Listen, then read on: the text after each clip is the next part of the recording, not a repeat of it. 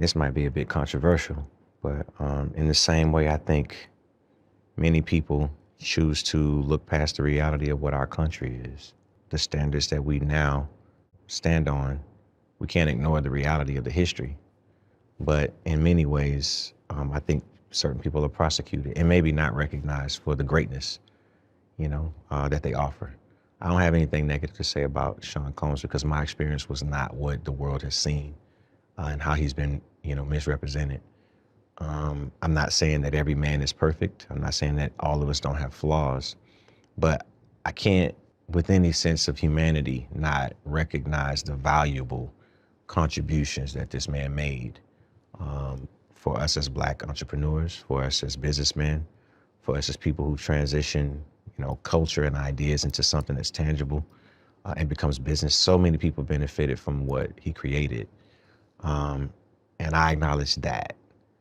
And that's why I see him as legacy. Yeah.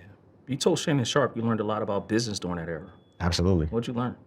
Puff was a mentor bum, but he was like a, you had that really, really hard teacher. Pause. It's Brice Davis on the check-in. And yeah, they gonna drag Usher for this one.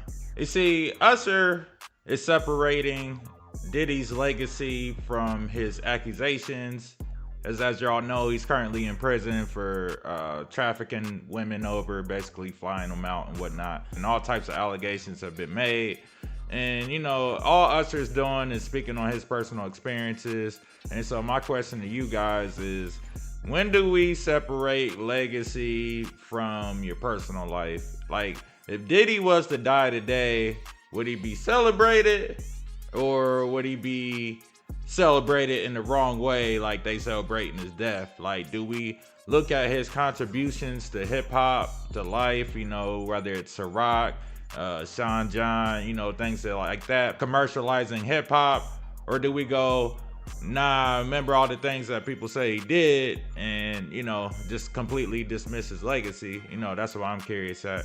Because, in the court of public opinion, if your opinion doesn't align with the public, they drag you for that. I do think the energy would switch, though, if something were to happen to Diddy. Like if, I don't know, say some inmate knifed him or something like that and, ended up passing away. I think that people would show a whole different side. But for now, while he's alive, he definitely gonna get these jokes.